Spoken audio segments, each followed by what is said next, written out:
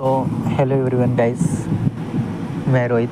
आप लोगों को मैं एसएससी सीजीएल का 23 सितंबर का थर्ड शिफ्ट का पर्सनली रिव्यू दूंगा। ठीक है, तो देखो क्या था, मैंने एग्ज़ाम देने गया। मेरा एग्ज़ाम सेंटर कहाँ था?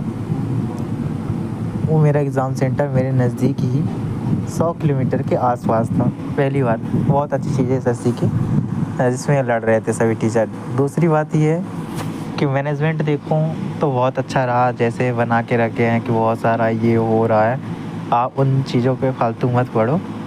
बहुत अच्छा सिस्टम था, बहुत कोऑपरेट थे इन्विजिलेटर। ठीक है, समय पे एंट्री, समय पे एग्जिट दोनों हुआ, सभी चीज़ें काम कर रही थी बराबर। और सब कुछ मान लो सही था। आप आते हैं एग्ज़ाम पे डेट, तो पहला सेक्शन था रीजनिंग, दूसरा सेक्शन था मैथ, तीसरा सेक्शन था अपना इंग्लिश, चौथा सेक्शन था अपना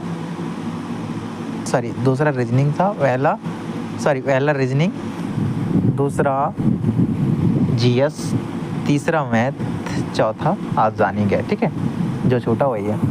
तो पर्सनली मैं रिव्यू बताऊँ, रीजनिंग तो बहुत आसान थी, है ना।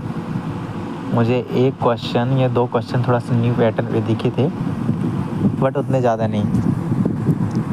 फिर क्या हुआ, फिर आते हैं हम, रीजनिंग बहुत ईजी थी, ठीक है, आप लोग समझ सकते हो। फिर आते हैं हम इंग्लिश की ओर। इंग्लिश का क्लोज टेस्ट थोड़ा सा बहुत ही हार्ड था, और मुझे नहीं लगता कि इससे फ्रिक्वेंट इंग्लिश या कि बहुत अच्छे इंग्लिश से करता रहा होगा। तो इंग्लिश का वैसे कुछ तो समझ ही नहीं आ रहा था कि किस वेस पे जा रहा है, किस लाइन पे जा रहा है। पर्सनली मैं बताऊँ तो कुछ आया समझे, बस उसकी जो वोकैब थी ना, अंदर जो फिल थे वर्ड, वो शायद बहुत टफ मुझे लगे। हो सकता है शायद किसी और से बन गया हो। तो ये रहा, लेकिन मैं जहाँ तक रिव्यू देखा हूँ सबसे नहीं बना किसी से। ये हुआ मैथ का, इंग्लिश का। फिर आती है जीएस ड्यूएबल थी भी कितनी, 12-13 नंबर। जो भी अच्छे से पढ़ा होगा, वन लाइनर फैक्ट नहीं आए टीसीएस के। करंट अफेयर्स आगामी शिफ्ट जिसका है कल आखिरी डे का है, तो मत पढ़ के जाओ भाई, नहीं आता कुछ उससे, मैं क्लियर बता रहा हूँ। ठीक है, ये वो अपना जीएस का, जीएस में मत फालतू। मैथ मुझे अपने शिफ्ट पे एडवांस की दिखी, ठीक है, तो एडवांस रहा। तो यही रहा, मुझे पर्सनली आपको रिव्यू देना था।